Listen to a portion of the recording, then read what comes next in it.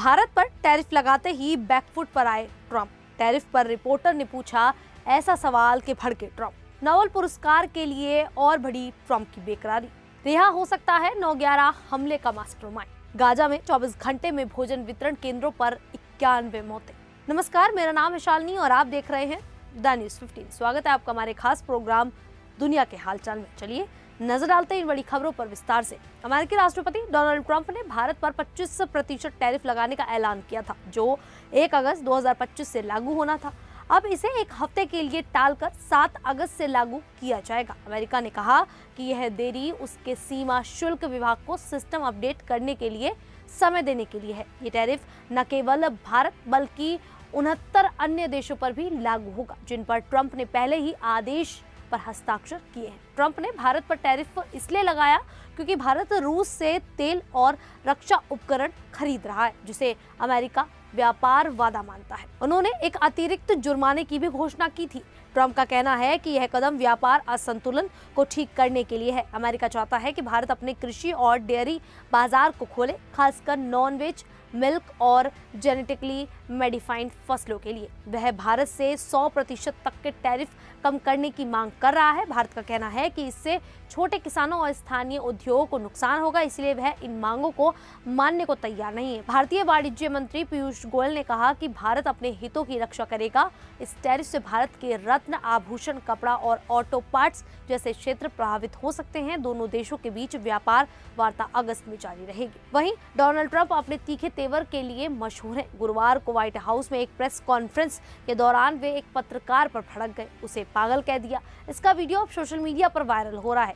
Times of India की report के अनुसार पत्रकार ने पूछा कि ट्रंप ने अपने पहले कार्यकाल में 1977 के international emergency economic powers act का इस्तेमाल टैरिफ लगाने के लिए क्यों नहीं किया। इस पर ट्रंप गुस्से में बोले, मैं पहले कार्यकाल में तुम जैसे पागलों से लड़ रहा था जो मेरे खिलाफ गलत काम कर रहे थे। उन्होंने कहा कि उन्होंने पहले कार्यकाल में चीन से सैकड़ों अरब डॉलर टैरिफ से वसूले थे, लेकिन मीडिया ने इसे ठीक से नहीं दिखाया। ट्रंप ने अपने दूसरे कार्यकाल में IEEPA का इस्तेमाल कर कई देशों पर टैरिफ लगाए, जो पहले कभी इस तरह नहीं हुआ। गुरुवार को अमेरिकी अपील कोर्ट में इसकी सुनवाई हुई, जहां जज जिमी रेना ने कहा कि IEEPA में टैरिफ का जिक्र तक नहीं है।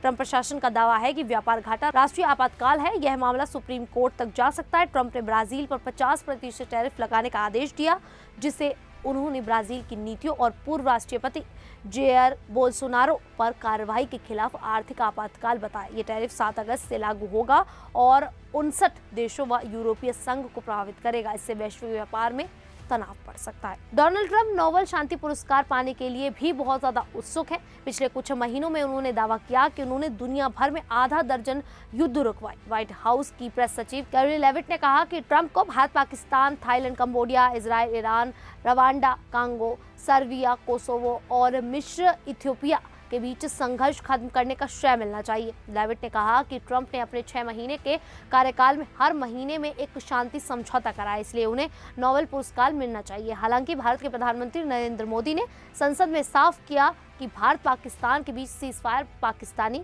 DGMO के अनुरोध पर हुआ।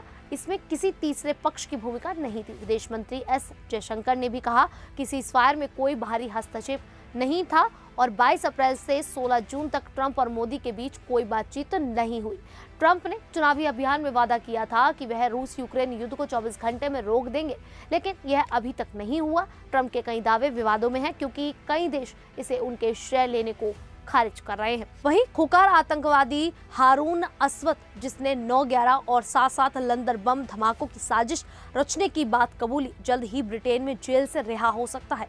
द सन की रिपोर्ट के अनुसार ये खबर ब्रिटेन में आक्रोश फैला रही है। असवद ने 2017 में अमेरिकी हिरासत में स्वीकार किया कि वह इन हमलों का मास्टरमाइंड था और अल कायदा से जुड़ा था। उसने ओसामा बिन लादेन को अपना कमांडर बताया और हिंसक धमकियां भी दी। वह अभी दक्षिण लंदन के बेथलेम रॉयल अस्पताल में मानसिक स्वास्थ्य अधिनियम के तहत बंद है। डॉक्टरों का कहना है कि वह जल्द रिहा होने लायक है, लेकिन कानूनी पेंच के कारण उसका आतंकी जोखिम मूल्यांकन नहीं हो सका। मेट पुलिस ने अधिकारी गैरेथ रीस ने कहा कि असवद अल कायदा के साथ अपने समय पर गर्व करता है और दोबारा जुड़ने की इच्छा रखता है। असवद ने 1999 में अबू हमजा के साथ अमेरिका में आतंकी कैंप बनाया था और 2005 के लंदन हमलावरों से भी जुड़ा था। उसकी 20 साल की सजा 7 साल में कम हो गई क्योंकि उसने ब्रॉडमूर अस्पताल में समय बिताया। रिहाई के बाद उसे केवल पुलिस को पता और यात्रा योजनाएं बतानी होंगी, कोई निगरानी नहीं होगी। विशेषज्ञ चेतावनी दे रहे हैं कि बिना जोखिम जांच के उसकी रिहाई खतरनाक हो सकती है। वहीं गाजा में भोजन वितरण केंद्रों पर जाने वाले फिलिस्तीनी लगातार मारे जा रहे हैं। पिछले 24 घंटों में 91 लोगों की मौत हुई जब वे भोजन लेने गए थे। गाजा का स्वास्थ्य मंत्रालय कहता है कि इजरायली सैनिक नागरिकों पर गोलियां चला रहे हैं, लेकिन इजराइल इसे नकारता है। इस सच्चाई का पता लगाने के लिए अमेरिकी राष्ट्रपति डोनाल्ड ट्रंप ने अपने विशेष दूत स्टीव विटकॉफ को गाजा भेजा है। विटकॉफ गुरुवार को इजरायल पहुंचे। वे गाजा में खराब हो रही मानवीय स्थिति पर चर्चा करेंगे और भोजन वितरण केंद्रों का दौरा करेंगे।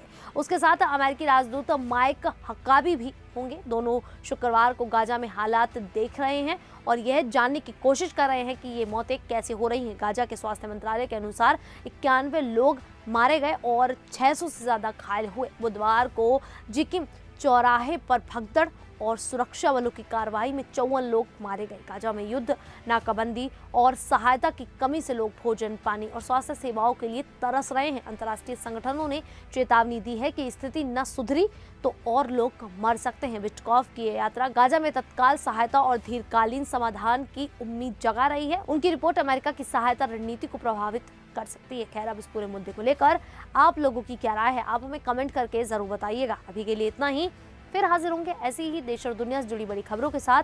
तब तक के लिए देखते रहिए द न्यूज़ 15।